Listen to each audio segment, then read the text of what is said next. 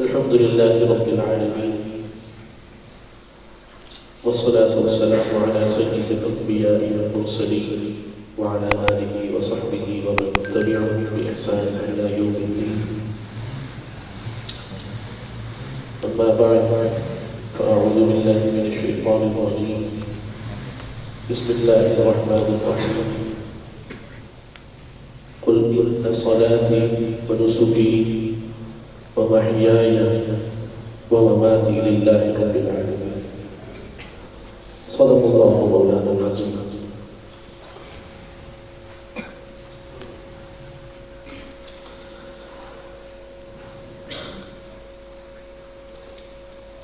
میرے انتہائی واجب الاحترام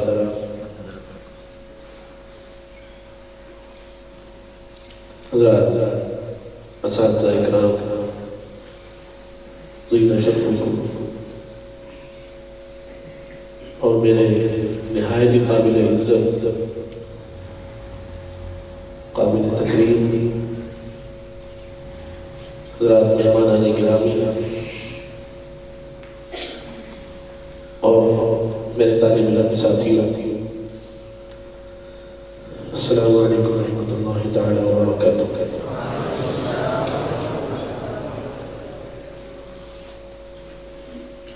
جیسے میرے برادر محترم جامعہ کے شیخ الحدیث حضرت مفتی محمد اسد صاحب دامت برکاتہ العالیہ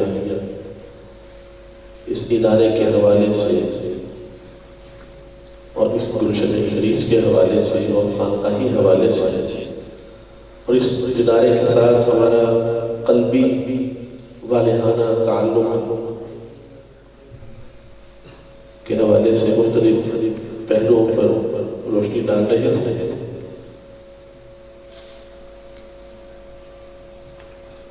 تو میں جس موضوع پر بات کرنا چاہ رہا ہوں، میں نے بڑی مشکل سے اس کو قابو کیا ہوا ہے۔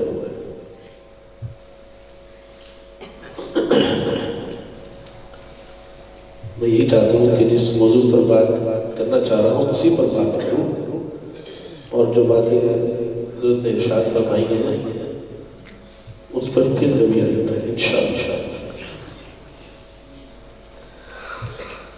اللہ تعالیٰ کا ہم پر اتنا احسان ہے، کرم ہے، فضل ہے کہ اللہ رب العزت نے حضرت والد گرامی رحمۃ اللہ علیہ کا فیضان بھی ہمیں عطا فرمایا، لیکن اس سے بڑی بات یہ ہے کہ اللہ تعالیٰ نے ان کے جانے کے بعد ان کے فیضان سے ہمیں محروم بھی رکھا،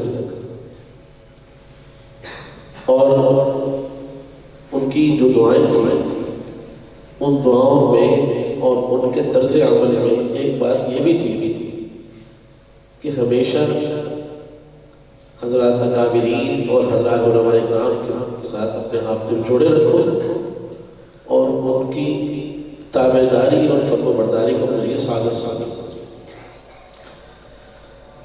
اللہ تعالیٰ نے بہت فضل فرمایا کہ ان کے جانے کے بعد بظاہر وہ ہم میں نہیں ہے، لیکن روحانی طور پر آج بھی وہ ہمارے ساتھ ہیں کہ ہمارے حضرات مشائخ، اساتذہ اکرام، ان کی سرپرستی ہمیں متواتر حاصل ہے اور یہ ہمارے لیے انشاءاللہ، ہمارے ادارے کے لیے، ہمارے طلباء اکرام کے لیے یہ اللہ تعالیٰ کا بہت بڑا انعام ہے۔ چنانچہ یہ جو ہماری ماہانہ مجالس ہے، مجھے یاد ہے کہ ہمارے دادا جی رحمۃ اللہ علیہ غفوریہ مسجد میں مجلس ذکر کروایا کرتے تھے اور ہم خود اس میں شریک بھی ہوتے تھے، اور زیادہ تر وہ کراچی رہتے تھے۔ جب ملتان آنا ہوتا تو وہ تحفیظ القرآن میں بھی مجلس ذکر کرواتے تھے، بالخصوص رمضان مبارک کا آخری عشرے کا اعتکاف، اور اس میں جو مجلس ہے وہ اس کی ایک اپنی ہی بہار ہوتی تھی، اور ان کی حیات ہی حضرت بانی صاحب رحمۃ اللہ علیہ نے ان کے حکم پر اس سلسلے کو آگے بڑھایا، لیکن حضرت والد گرامی رحمۃ اللہ علیہ پر جو زیادہ خدمت کا غلبہ رہا وہ خدمت قرآن کریم کا تھا، اور اس کے بعد خدمت حدیث کا، اور طریقت کی راہ میں جب میں نے سب سے پہلے حضرت سے بات کی کہ دارالعلوم میں باقاعدہ مجلس شروع کی جائے، تو فرمانے لگے تیرے بزرگ بنانے سے زیادہ بزرگ نہیں بنوں گی۔ مجھے آج بھی وہ الفاظ یاد ہے کہ ہم ٹرین میں بیٹھے تھے، کراچی جا رہے تھے، کہتے لوگوں کا کہنے سے کوئی بزرگ نہیں ہو جاتا، بزرگی تو اللہ کی طرف سے ہمیں کرتی ہے۔ تو یہ حضرت رحمۃ اللہ علیہ کی عاجزی تھی، لیکن ہمارے بار بار اصرار پر حضرت نے اس کو قبول فرمایا، اور الحمدللہ اس کا نتیجہ ہے کہ آج ہم جیسے نکمے بھی اس سلسلے میں جڑے ہوئے ہیں۔ بہت بڑی سعادت کی بات ہے کہ اللہ پاک کام لے رہے ہیں، اللہ تعالیٰ وہ معیار بھی نصیب فرما دے جو عند اللہ مقبول ہو۔ اور آج کی مجلس میں جو موضوع ہے وہ یہی ہے۔ دیکھو میرے طالب علم ساتھیوں، ہم سب مسافر ہیں، ہم سب کیا ہیں؟ مسافر ہیں۔ اس دنیا میں جو بھی آیا ہے وہ رہا نہیں، اور جو موجود ہے یہ بھی نہیں رہیں گے، جو آئندہ آئیں گے وہ بھی نہیں رہیں گے، ہم سب مسافر ہیں۔ حضرت آدم علیہ السلام نے اللہ تعالیٰ سے جب توبہ کی تو انہوں نے دو چیزیں مانگی تھی۔ ایک چیز یہ مانگی تھی کہ یا اللہ آپ میری توبہ کو قبول فرما لیں، اور دوسری چیز یہ مانگی تھی کہ یا اللہ وہی جنت والا ٹھکانہ دوبارہ مجھے دے دے۔ تو اللہ تعالیٰ نے ایک دعا تو قبول فرمائی کہ میں تمہاری توبہ قبول کرتا ہوں، لیکن میں نے تمہارا جو تعارف فرشتوں سے کروایا ہے وہ تعارف خلیفہ ہونے کے اعتبار سے ہے، تو لہٰذا تمہیں زمین پر جانا ہوگا، اور میں تمہیں ایک صاحب اختیار بناتا ہوں۔ اپنے اختیار سے اپنے ٹھکانہ تمہیں بنانا ہے، نیکی اور بدی، اچھائی اور برائی، نیکی اور گناہ، ان دونوں پر میں تمہیں قدرت اور اختیار دوں گا۔ اب جو تم میں سے نیکی کرے گا، جس کی طرف طبیعت کا میدان نہیں ہے، طبیعت نیکی کی طرف مائل نہیں ہوتی، اس کو زبردستی گھسیٹنا پڑتا ہے، تو جو نیکی کی طرف میلان کرے گا تو وہ اپنا ٹھکانہ جنت میں بنائے گا، اور جو اپنی طبیعت کو آزاد چھوڑ دے گا، اب جب طبیعت کو آزاد چھوڑا جائے تو طبیعت گناہ کی طرف مائل ہوتی ہے، بھاگ کر جاتی ہے، دوڑ کر جاتی ہے۔ تو فرمایا کہ جو گناہوں میں اپنے آپ کو مبتلا کر لے گا اور اپنے آپ پر قابو نہیں پائے گا، تو پھر وہ خود اپنا ٹھکانہ جہنم بنا رہا ہے۔ لہذا آدم علیہ السلام ہم ان کے اولاد ہیں، ان سے لے کر قیامت تک آنے والے ہر انسان وہ مسافر ہے، اس نے دنیا سے جانا ہے، اور اپنا ٹھکانہ اس نے خود متعین کرنا ہے، اپنے اختیار سے، اپنے عمل سے۔ یہاں تک امید ہے کہ بات اپنی تمہید آپ کے ذہن میں آ گئی ہوگی۔ ایک جملے میں دوبارہ عرض کرتا ہوں کہ ہم سب کیا ہیں؟ سب بولے بولے ہم یہاں نا بیان کے لیے تقریر کر جھاڑنے کے لیے نہیں بیٹھتے، ہم سب بیٹھے ہیں، میں بھی ایک ایک لفظ بول رہا ہوں نا تو میں اپنے آپ کو اس پر توڑ رہا ہوں کہ مجھے بھی اس پہ پورا اترنا ہے۔ ایسا نہیں ہے کہ میں کام ہی لو چھوڑوں، کمال کا دعویٰ کون کر سکتا ہے؟ تو میں اپنے آپ کو بھی توڑ رہا ہوں، لیکن ہم بھی ادھر ایک طرف دیکھو، ہم سب بھی یہی سمجھیں کہ ہم جو بات کہی جا رہی ہے میں نے اپنے آپ کو اس پہ توڑنا ہے کہ میں کہاں کھڑا ہوں۔ تو ہم سب کیا ہیں؟ مسافر ہیں، اور ہم نے اب جو اپنا ٹھکانہ منزل جو بنانی ہے وہ اپنے اختیار سے جو اللہ تعالیٰ نے ہمیں عطا فرمایا ہم نے خود مطالعہ کر لیا۔ اب بات یہ ہے کہ ہم نے نیک عمل کرنا ہے اور برا عمل چھوڑ دو۔ سب بولے گے، سارے ساتھی بولو بھائی، میں نے آپ کو پہلے کہا کہ میں وہ بیان نہیں کروں گا، میں گفتگو کر رہا ہوں۔ ہم نے نیک عمل کیا کرنا ہے؟ سارے بولو نا بھائی، نیک عمل کرنا ہے اور برا عمل چھوڑنا ہے۔ اب فوراً یہ سوال آپ کے ذہن میں آئے گا کہ ایک آدمی کو، ایک انسان کو کیسے پتہ چلے گا کہ عمل نیک کون سا ہے اور عمل برا کون سا ہے؟ کیسے پتہ چلے گا؟ سمجھ رہے بات کو؟ کہ ایک انسان کو یہ کیسے پتہ چلے گا کہ عمل نیک کون سا ہے، عمل برا کون سا ہے، گناہ کون سا عمل ہے؟ تو سنیں میری بات توجہ سے، ہر وہ کام جس کا اللہ تعالیٰ کرنے کا حکم دے وہ نیکی ہے، اور ہر وہ کام کہ جس سے اللہ تعالیٰ رکنے کا حکم دے وہ گناہ ہے۔ ٹھیک ہے؟ اب آپ اس کو مزید تفصیل میں بھی جانا ہے تھوڑا سا، کہ ہر وہ کام کہ جس کو اللہ تعالیٰ کرنے کا حکم دے وہ کیا ہے؟ نیکی ہے، اور ہر وہ کام کہ جس سے اللہ تعالیٰ رکنے کا حکم دے اس کو کرنا کیا ہے؟ گناہ ہے۔ اب اس میں تھوڑی سی تفصیل اور ہے کہ اگر آدمی وہ کام کرتا ہے جس کا اللہ نے حکم دیا ہے تو اس نے نیکی اختیار کی، اگر اس نے وہ کام چھوڑ دیا تو اس نے چھوڑ کر بھی گناہ کیا، اس لیے کہ اللہ تعالیٰ نے یہ بھی منع کیا ہے کہ اس کام کو چھوڑنا بھی نہیں ہے۔ اسی طرح یہ بات اچھی طرح بڑے طرح اچھی طرح سمجھ گئے ہوں گے۔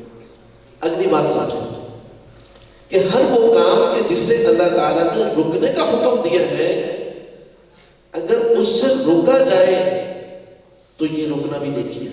سبحان اللہ، رکنا بھی کیا ہے؟ یہ آپ لکھ کو عبداللہ کا ہے بھائی مشکات میں بیٹھے کہ نہیں؟ اچھا بھائی، اور کون یہاں پر ہے ساتھی؟ یہ آپ نے لکھ کے مجھے بتانا ہے بات میں کیا بات ہوئی ہے، ٹھیک ہے نا؟ ہاں، دوبارہ دوہرا دیتا ہوں، ٹھیک ہے نا؟ جس کام کا اللہ نے کرنے کا حکم دیا وہ کیا ہے؟ جس کام سے رکنے کا حکم دیا ہے وہ کیا ہے؟ اب اس میں تھوڑی سی تفصیل اور ہے کہ جس کام کو کرنے کا حکم دیا ہے جب ہم اس کام کو کریں گے تو ہمیں اس پر نیکی ملے گی، اجر ملے گا، ثواب ملے گا، اور اگر ہم اس کو نہیں کریں گے تو ہمیں گناہ ملے گا، اس لیے کہ اللہ تعالیٰ نے اس بات سے بھی منع کیا ہے کہ ان کاموں کو مت چھوڑ جاؤ۔ اسی طرح اگلی بات سمجھیں کہ ہر وہ کام کہ جس سے اللہ تعالیٰ نے رکنے کا حکم دیا ہے اگر اس سے رکا جائے تو اس پر بھی نیکی ہے، اور اگر اس سے نہ رکا جائے پھر گناہ ہے۔ یعنی ایک پہلو اس میں بھی نیکی کا آ گیا، نیکی کے پہلو زیادہ ہے۔ یہ اللہ تعالیٰ کے عنایات کے دروازے ہم پر کھلے ہوئے۔ اب اگلا سوال پھر آ گیا کہ آپ نے یہ تو بتا دیا کہ جس کام کے کرنے کا حکم ہو وہ نیکی ہے، جس کام سے رکنے کا حکم ہو وہ گناہ ہے، آپ نے یہ بات تو بتا دی۔ اب یہ بتائیں نا کہ کون سے کاموں کے کرنے کا حکم ہے اور کون سے کاموں سے رکنے کا حکم ہے، یہ کیسے پتہ چلے گا؟ اسی کے لیے ضروری ہے کہ قرآن و حدیث کا علم اس لیے حاصل کیا جاتا ہے۔ سبحان اللہ، توجہ سے سنیں کہ آپ کے دل سے نکلے گا سبحان اللہ۔ خلاصہ عرض کر رہا ہوں کہ قرآن و حدیث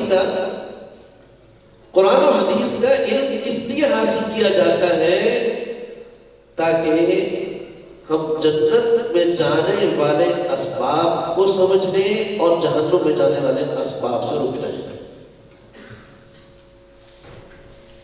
قرآن و حدیث کے علم کا مطلب یہ ہے دنیا کے جتنے بھی علوم ہیں ہم ان کے مخالف نہیں ہیں، بلکہ مدارس خود پڑھا رہے ہیں، لیکن ہم ان کو اتنی بات کرتے ہیں کہ بھائی یہ معاش کے آپ کو بتائیں گے، یہ علوم یہ بتائیں گے، یہ فنون یہ بتائیں گے کہ آپ معاش کیسے اختیار کریں، آپ دنیا کا نظام کیسے چلائیں، وہ بھی ہماری ضرورت ہے.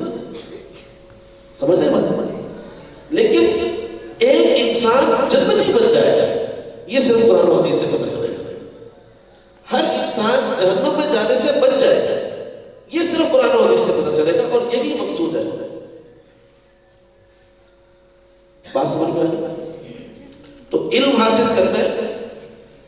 علم حاصل کرنے سے قرآن و حدیث ہم پڑھیں گے، وہاں سے ہمیں پتہ چلے گا کہ بھئی کون سے کام کرنے ہیں اور کون سے کام نہیں کرنے ہیں. اور بڑی خوبصورت بات ہے، توجہ ہے آپ کی؟ سب کی توجہ ہے؟ جس کی توجہ نہیں ہے وہ ہاتھ کھڑا کرے. سب کی توجہ ہے نا؟ اللہ تعالیٰ ہم سب کے محبوب ہیں کہ نہیں ہے نا؟ بولو بھائی، سب کیوں نہیں بولتے؟ آپ سب کیوں نہیں بولتے؟ سوال میں سب سے کرتے ہوں، سب بولا کریں، اس لیے مجھے پتہ لگا کہ سب سنتے ہیں. اللہ تعالیٰ ہم سب کے. اچھا اب مجھے ایک بات بتاؤ کہ میری زندگی، ادھر سنو گے، میری زندگی میرے محبوب کے مطابق ہو جائے. جو محبوب ہے، جو میرا محبوب ہے، میری زندگی اس کے مطابق ہو جائے، یہ کتنا بڑا انعام ہے. تو اب گویا کہ قرآن و حدیث سے علم حاصل کرنے کے بعد جب ہم ہر وہ کام کریں گے جو ہمارے محبوب کا پسندیدہ ہے، اور ہر اس کام سے رکیں گے جس سے ہمارے محبوب کو نفرت ہے، وہ اس کا ناپسندیدہ ہے، تو گویا کہ ہماری زندگی اپنے محبوب کی پسندیدہ بن جائے گی اور ناپسندیدہ زندگی سے ہم بچ جائیں گے. بات سمجھ میں آ گئی؟ اب علم حاصل کریں گے، علم سے پھر کیا ہمیں عمل کا پتہ چلے گا کہ کون سے عمل کرنے ہیں اور کون سے اعمال ہم نے نہیں کرنے. ٹھیک ہے؟ اب اگلی بات سنتے ہیں.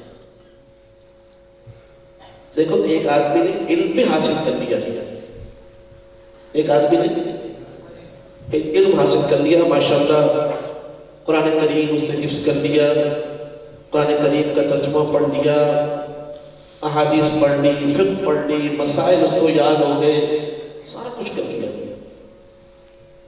اور ماشاءاللہ اس نے جو ہے وہ اگر عالم نہیں بنا، مثال کے طور پہ ایک انسان ضروری ہر آدمی عالم بنے، اس لیے کہ علم کی دو قسمیں ہیں، ایک علم فرض کے درجے ہے اور ایک علم فرض کفایہ ہے. فرض عین جو علم ہے ہر مسلمان کے لیے سیدھا، وہ جو ہر مسلمان کے لیے نماز روزہ اس کے متعلق علم حاصل کرنا ضروری ہے، اور جس شعبے میں وہ کام کرتا ہو اس شعبے سے متعلق علم حاصل کرنا ضروری ہے. اور باقی جو علوم ہے وہ فرض کفایہ ہے، وہ مدارس میں رہنے والا ایک طبقہ حاصل کر رہا ہے، وہ کافی ہے. اب اگلی بات سنیں، وہ ہمارا موضوع نہیں ہے، میں اپنی اصل بات کی طرف ابھی جا رہا ہوں. یہ ساری تمہید ہے. کیا ہے بھائی؟ تمہید. کہ بھائی ایک آدمی نے علم حاصل کر لیا، اب اس علم کے مطابق وہ عمل بھی کر رہا ہے. مثال کے طور پہ وضو کر رہا ہے، غسل کر رہا ہے، بدن کو ڈھانپ رہا ہے، ٹھیک ہے، قبلے کا رخ اس کو معلوم ہے، نماز کا طریقہ اس کو معلوم ہے، نماز کے اوقات اس کو معلوم ہے، نماز وہ پڑھ بھی رہا ہے، سارا کچھ کر رہا ہے. لیکن یاد رکھ لیں کہ یہ سارا کچھ کرتے ہوئے یہ اس کے لیے کام کا تب بنے گا کہ اس نے کام بھی آئے. یہ سارا کچھ کرتے ہوئے یہ اس کے لیے کام کا تب بنے گا کہ جب اس کے اعمال میں اخلاص ہوگا. اس کے اعمال میں کیا ہوگا؟ اخلاص ہوگا. دیکھو علم بھی حاصل کیا، عمل بھی کیا. یہ نہیں کہ اس نے نماز نہیں پڑھی، روزہ نہیں رکھا، اس نے حج نہیں کیا، اس نے بیانات نہیں کیے، اس نے کتابیں نہیں لکھی، سارا کچھ کیا. سوال تو یہ ہے کہ بھئی اس سب کے اندر اخلاص تھا کہ نہیں؟ اگر تو اخلاص تھا تو یاد رکھیں اعمال توجہ ہے تو میں بات کروں کہ نیک اعمال، ہم مسافر ہیں نا، کیا بولا تھا میں نے؟ ہم مسافر ہیں. نیک اعمال آخرت کے مسافروں کا زادر ہے. نیک اعمال، بولو بھائی، نیک اعمال آخرت کے مسافروں کا زادر ہے. اب وہ زادر راہ تب بنے گا کہ جب اس کے اندر اخلاص ہو. اگر اخلاص نہیں ہے نا تو اس کی مثال ایسے ہے جیسے ایک آدمی سفر میں جا رہا ہو اور وہ اپنے ٹفن میں اور اپنے برتن میں، اپنے تھیلے میں جو بھی چیز ہے وہ اس کے اندر کھانا یا ضروری سامان کے بجائے مٹی بھرنا شروع کر دیا. سارے ٹفن مٹی سے بھر لیا، سارے برتن مٹی سے بھر لیا.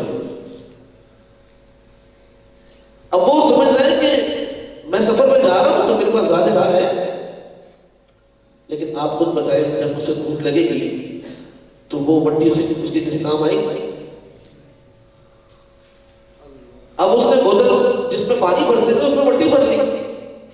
اب اس کو شدت سے پیاس لگی ہے، وہ یہ سمجھتا ہے کہ میرے پاس بوتل میں میری پیاس بچ جائے گی، لیکن جب اس نے کھول کے دیکھا تو اس میں پانی تو نہیں تھا، اس میں تو مٹی اس نے خود بھری تھی.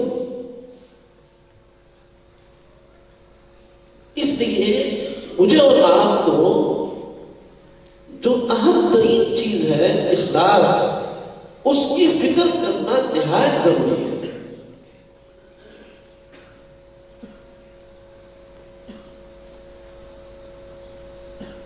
اخلاص کی فکر کرنا نہایت ضروری ہے. اچھا، ہم اخلاص کی تعریف کیا پڑھتے ہیں؟ سارا سال آپ نے کتابیں پڑھی، اساتذہ اکرام نے ہمیں یہی پڑھایا کہ اللہ کی رضا کے لیے ہم علم حاصل کر رہے ہیں، اس کتاب کو اللہ کی رضا کے لیے پڑھ رہے ہیں، اس فن کو اللہ کی رضا کے لیے پڑھ رہے ہیں. یہی بتایا گیا ہمیں، بالکل ٹھیک ہے.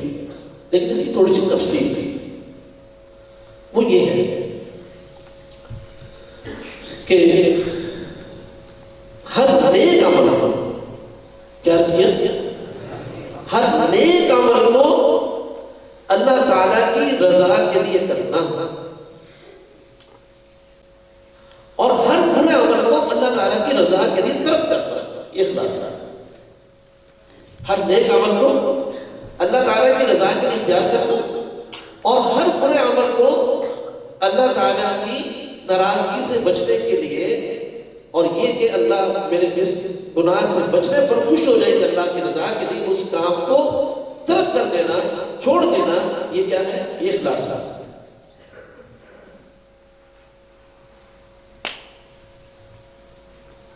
سمجھ رہے ہو؟ اگلی بات اور سمجھ کہ اخلاص والے عمل، یعنی عمل کر رہا ہے ایک شخص، اگر اس کی غرض شہرت ہے تو وہ عمل خالص نہیں ہو سکتا. اگر اس کی غرض کوئی دنیاوی نفع ہے، کوئی منفعت ہے، مجھے مال مل جائے، میرا فلاں کام ہو جائے، فلاں آدمی میرے قریب ہو جائے، میرے تعلقات بن جائیں، کوئی دنیاوی منفعت، کوئی دنیاوی نفع اس کے سامنے ہے تو وہ کام اخلاص والا نہیں ہو سکتا. ایک ہی غرض ہونی چاہیے کہ میں یہ کام کر رہا ہوں صرف اور صرف اس لیے کر رہا ہوں کہ اللہ تعالیٰ راضی ہو جائے. میں اس کام کو چھوڑ رہا ہوں صرف اور صرف اس لیے چھوڑ رہا ہوں کہ اللہ تعالیٰ راضی ہو جائے، بس، اور اس کی کوئی غرض نہیں ہونی چاہیے. یہ ہے وہ عمل کہ جو اس کے لیے زاد راہ بنے گا کہ قیامت کے روز جب یہ میدان حشر میں کھڑا ہوگا تو اللہ رب العزت دنیا میں کیے جانے والے اخلاص پر مبنی اعمال اللہ تعالیٰ ذخیرہ بنا کر اس کے سامنے کر دیں گے کہ تم کس بات کے لیے پریشان ہو، تم ماشاءاللہ یہ اعمال کر کے لائے ہو. آج ان اعمال اور اپنے فضل کی بنیاد پر اعمال بھی اللہ کے فضل سے ہو جائے. آخرت میں بھی اللہ کا فضل ان اعمال کی وجہ سے ہوگا. عجیب بات ہے کہ یہاں اعمال ہو رہے ہیں اللہ کے فضل سے اور وہاں اللہ کا فضل ہوگا اعمال کی وجہ سے. عجیب بات ہے یہ، ان کا بڑا گہرا جوڑ ہے آپس میں. ایک آدمی یہاں سے کچھ بھی نہ لے کے جائے، جان بوجھ کر یہ کہتا ہے کہ بس اللہ کے فضل سے جانا ہے، نماز پڑھنے کی کیا ضرورت ہے؟ تو بہت بڑی بغاوت ہے، بہت بڑی جرت ہے. کہتا ہے کیا ضرورت ہے نماز پڑھنے کی، کیا ضرورت ہے حج کرنے کی، کیا ضرورت ہے زکات دینے کی، اللہ کے فضل سے جانا ہے نا. بھائی یہ بھی اللہ کا فضل ہے کہ تم اعمال کرو. یہاں تم خود اللہ کے فضل سے اپنے آپ کو محروم رکھے ہوئے پھر چاہتے ہو کہ وہاں ہمیں فضل مل جائے. بھائی کس کا عمل ایسا ہے کہ کہے کہ اللہ میرا عمل ایسا ہے کہ میں آپ کے فضل کا مستحق بن جاؤں گا؟ ایسا تو کسی کا بھی نہیں عمل. تو اعمال کرنا ضروری ہے. ہاں انشاءاللہ ٹوٹے پھوٹے اعمال اللہ کے فضل کا ذریعہ بن جائیں گے انشاءاللہ. اگلی بات سنیں کہ ہم نے اخلاص پیدا کرنا ہے. ہم نے اخلاص پیدا کرنا ہے اس لیے کہ یہ اخلاص ہی ہمارے لیے کیا ہوگا؟ آخرت میں زیادہ راہ ہوگا. اب بات یہ ہے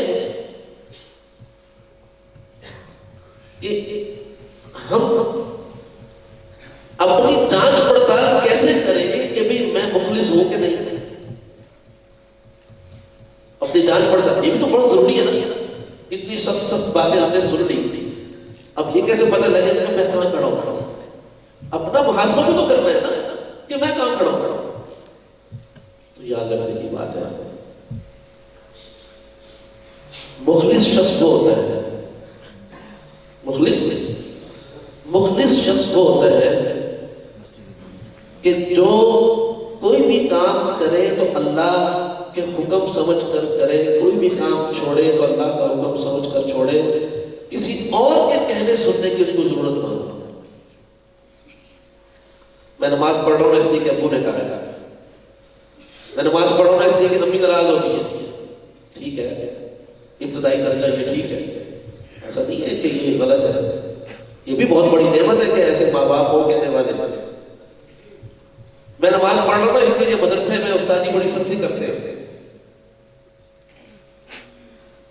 اب مدرسے سے جب باہر چلے جائیں گے تو پھر وہاں تو استاد جی نہیں ہے.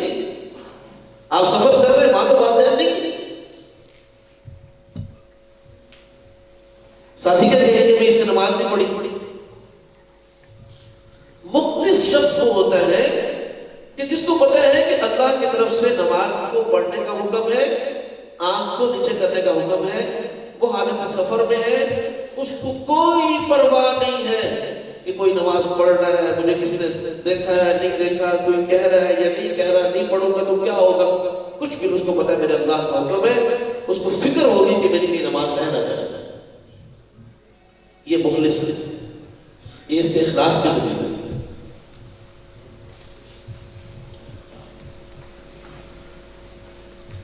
اور اگلی بات یہ کہ بھائی اگر ہم اپنے اعمال کی جو نفس ہے، اپنے اعمال کی، بڑے ساتھی ذرا الفاظ بھی یاد کریں، اپنے اعمال کی نفس کو دیکھنا چاہیں کہ میرے اعمال میں اخلاص ہے یا میرے اعمال اخلاص سے خالی ہے، تو اس کا ایک بہت آسان طریقہ یہ ہے کہ جب میں لوگوں کے سامنے ہوتا ہوں تو میرے اعمال کی کیا کیفیت ہوتی ہے، اور جب میں تنہائی میں ہوتا ہوں تو میرے اعمال کی کیا کیفیت ہوتی ہے. مسجد میں سنتیں پڑھ رہے ہیں تو ماشاءاللہ بڑے اعتدال کے ساتھ ارکان ادا کر رہے ہیں نماز کا، اور گھر جا کے پڑھ رہے ہیں، کمرے میں پڑھ رہے ہیں تو فٹافٹ پڑھ لیا. پتہ چل گیا کہ بھائی اس نے جو وہاں اعتدال کے ساتھ سنتیں پڑھی تھی نا، ہر سنت کو ادا کرنے کی کوشش کی تھی، وہ اصل میں سنت ادا کوئی نہیں ہو رہی تھی. وہ تو یہ ساتھی کو دکھانا چاہتا تھا کہ میں سنت کے مطابق نماز پڑھتا ہوں. اب یہ کڑا میں تنہائی میں اپنے کمرے میں ماشاءاللہ اطمینان سے نماز پڑھ رہا ہے، ایک ایک سنت کے اوپر عمل کر رہا ہے، دھیان سے کہ جو میں نے سنتیں پڑھی تھی نا نماز کی اس کے مطابق میں نے نماز ادا کرنی ہے، اس لیے کہ میرا اللہ مجھے دیکھ رہا ہے۔ یہ ہے اخلاص، کہ خلوت اور جلوت میں کوئی فرق نہ رہے، خلوت اور جلوت میں کوئی فرق نہ رہے۔ یہ ہے بہت اہم اصول۔ اور اگلی بات اور سنیں، یہ بھی اخلاص کی نشانی ہے، مخلص آدمی کی نشانی ہے، وہ یہ ہے کہ مخلص آدمی جب کوئی نیک کام کرے تو اس کی کوئی تعریف کرے تو وہ خوش نہ ہو، اس کی کوئی مذمت بیان کرے تو وہ ناراض نہ ہو۔ اس نے نیک کام کیا نا، اب کسی نے تعریف کر دی، ٹھیک ہے کر دی، لیکن میرا تو مقصود تو اللہ تعالیٰ کی رضا تھی۔ اور کسی نے کہہ دیا کہ بھی بڑا تو نمازی بنا ہوا ہے، بڑا تو ایسے اب وہ کسی کی تعریف سے اور کسی کی مذمت سے اپنے آپ کو آزاد رکھے، اس کو اس بات سے کوئی پریشانی نہ ہو کہ میری تعریف ہی نہیں ہوئی۔ اب ہوتا کیا ہے، اللہ تعالیٰ معاف فرمائے کہ جب تعریف نہیں ہوتی نا تو آدمی کہتا ہے کہ اس کام کا تو کوئی فائدہ ہی نہیں ہے، کسی نے پوچھا ہی نہیں، جبکہ پوچھنے کی کا جہان تو یہ ہے ہی نہیں، یہ ابھی تو ذخیرہ ہو رہا ہے نا، آخرت میں اللہ پوچھے۔ اچھا کسی نے مذمت کر دی تو کہتا ہے لوگوں کو اچھا نہیں، جھگڑا نہیں کرنا چاہیے، یہ میری باتیں آپ کو ویسی لگتی ہیں، جب آپ باہر نکلیں گے نا پھر آپ کو اندازہ ہو جائے گا میرے ذہن میں رہے گی تو کہ یقیناً ہماری یہ کمزوری ہے کہ ہم وہ کام کرتے ہیں کہ جس سے لوگ خوش ہوں، اللہ تعالیٰ معاف فرمائے، اور ہم اس کام کو چھوڑ دیتے ہیں۔ وہ کام ٹھیک تھا، ہم نے صرف اس لیے چھوڑ دیا کہ لوگ اس کو اچھا نہیں سمجھتے، تو یہ مخلص کہاں ہو سکتا ہے؟ تو میرے طالب علم ساتھیوں، ہمیں یہ بات یاد رکھنی ہے کہ ہم نے علم حاصل کرنا ہے، علم پر عمل کرنا ہے، اور اس عمل کے اندر ہم نے اخلاص پیدا کرنا ہے کہ ہم ہر عمل سے پہلے توجہ کریں، ہم ہر عمل سے پہلے یہ نیت کریں کہ یا اللہ میں یہ جو نماز پڑھ رہا ہوں یہ آپ کو راضی کرنے کے لیے پڑھ رہا ہوں، میں یہ جو بیان کر رہا ہوں یا اللہ میں آپ کو راضی کرنے کے لیے کر رہا ہوں، میں یہ جو ذکر کر رہا ہوں یا اللہ میں آپ کو راضی کرنے کے لیے کر رہا ہوں۔ عمل سے پہلے نیت کریں۔ اب بہت سارے ساتھی یہ شکایت کرتے ہیں کہ نماز کے دوران خیالات آتے رہتے ہیں۔ میرا دل کر رہا تھا کہ میں سبحان ربی العظیم رکوع میں 7 دفعہ پڑھوں، لیکن پھر فوراً خیال آیا کہ لڑکے کہیں گے کہ یہ ہمیں دکھانے کے لیے لمبا رکوع کر رہا ہے، تو اس لیے میں نے 3 دفعہ پڑھ لی۔ یاد رکھنے، نماز کے دوران یا نیک کوئی بھی عمل ہے اس کے دوران جتنے بھی خیالات آتے رہے وہ شیطان کی طرف سے ہیں، ان کی طرف توجہ نہ کریں۔ آپ نے شروع میں جو نیت کر لی ہے بس وہی اللہ کے یہاں معتبر ہے۔ آپ 7 دفعہ کیا 21 دفعہ بھی پڑھیں، کوئی فکر نہ کریں، آپ ان خیالات کی پیچھے نہیں بھاگنا۔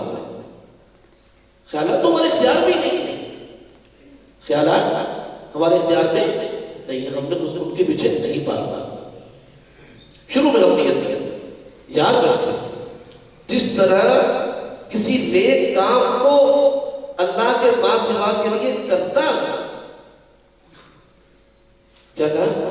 جیسے کسی نیک کام کو اللہ کے ماں سوا کے لیے کرنا یہ اخلاص کے خلاف ہے، ایسے ہی کسی نیک کام کو لوگوں کی وجہ سے چھوڑنا یہ بھی اخلاص کا خلاف ہے۔ کوئی بھی کام کرنا ہے تو وہ بھی اللہ کے لیے، کوئی بھی کام چھوڑنا ہے تو وہ بھی اللہ کے لیے، بس یہ اتنی سی بات ہے۔ نیت ہم کر لیں، ہاں نیت کو ہم ٹٹولتے رہیں، ہر نیک عمل سے پہلے ہم اپنی نیت کو خالص کرتے رہیں۔ کہ یا اللہ بس میں آپ کے لیے کر رہا ہوں. شروع میں جدوجہد کرنی پڑے گی، محنت کرنی پڑے گی، لیکن ایک وقت آئے گا کہ اللہ رب العزت لوگوں سے ہمیں بے نیاز فرما دے گا. اور یہ بات یاد رکھ لیں بھائی، علم مدرسوں سے آتا ہے،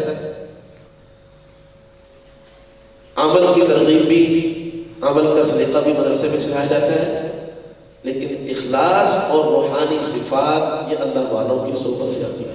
یاد رکھیں، اللہ والوں کی تقریر نہیں کہا میں نے، اللہ والوں کی آج کل کی بڑا مغلط ہے، کہتے ہیں وہ تقریر پڑھنے گئی ہے، تقریر ٹھیک ہے، وہ بھی ایک طرح کی صحبت ہے. آپ نے لکھا ہے کہ اگر کسی اللہ والے کی کتاب پڑھنے یا ان کا بیان سننے، وہ بھی ان کی صحبت ہے، لیکن اصل چیز وہ کیا ہے کہ جو آپ کے شیخ ہیں، جن کے ساتھ آپ کا تعلق ہے، آپ ان کے ساتھ وقت گزارنے کی کوشش کریں، چاہے آپ وہ بھی خاموش بیٹھے رہے، آپ بھی خاموش بیٹھے رہے، بات کرنے بھی کوئی ضروری نہیں ہے.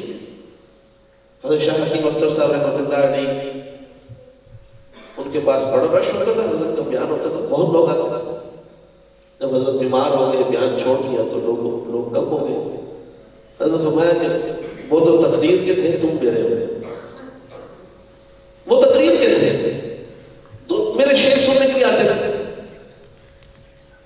جب میری زبان بند ہو گئی تو وہ چلے گئے. تم میرے تھے نا، تم اب بھی آتے ہو. اور قرآن کو وہی پہنچے کہ جن کا تعلق میں بھی اخلاص ہے.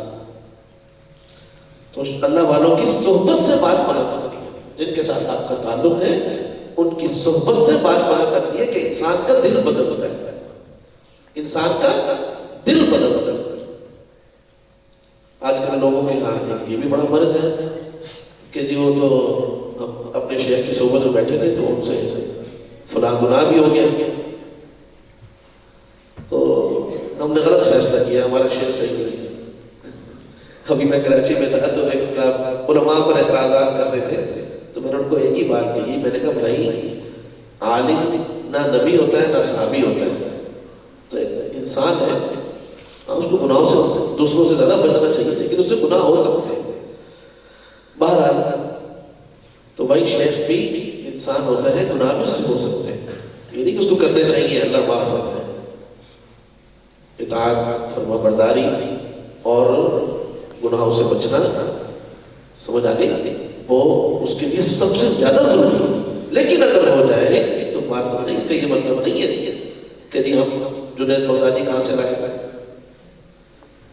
تو بہرحال میرے طالب علم ساتھیوں، ہمیں اپنے اعمال کے اندر کیا پیدا کرنا ہے؟ اخلاص.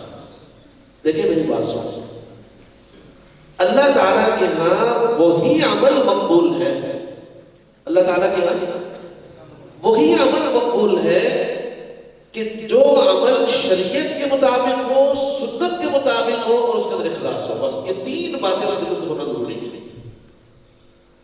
کہ وہ عمل شریعت کے مطابق ہو، سنت کے مطابق ہو اور اس کے اندر اخلاص ہو. وہی عمل اللہ تعالیٰ کے ہاں مقبول ہے. بات سمجھ میں آ گئی؟ تو اس لیے آج کے بعد بالخصوص آج کی اس مجلس میں جو بات آپ نے سمجھنی ہے وہ یہ ہے کہ الحمدللہ ہم علم بھی حاصل کر رہے ہیں اور عمل بھی کر رہے ہیں. تیسری چیز کے اندر کمی ہے وہ یہ ہے کہ ہم اپنے اعمال کے اندر اخلاص پیدا کریں کہ ہم ہر کام اللہ کی رضا کے لیے کریں اور جن کاموں کو چھوڑیں ان کو اللہ کی رضا کے لیے چھوڑیں. حضرت ابو سعید خدری رضی اللہ عنہ روایت فرماتے ہیں کہ رسول کریم صلی اللہ علیہ وسلم نے ایک موقع پر ایک بات ارشاد فرمائی. آپ نے فرمایا کہ کیا میں تمہیں تمہارے لیے ایک ایسی بات نہ بتاؤں کہ جو تمہارے لیے دجال کے فتنے سے بھی زیادہ خطرناک ہے. کیا میں تمہیں ایسی بات نہ بتاؤں جو تمہارے لیے دجال کے فتنے سے بھی زیادہ خطرناک ہے؟ میں کہ یا رسول اللہ ضرور بتائیے. آپ نے فرمایا کہ تمہارے لیے یہ بات دجال کے فتنے سے بھی زیادہ خطرناک ہے کہ تم کوئی نیک کام غیر اللہ کے لیے کرو.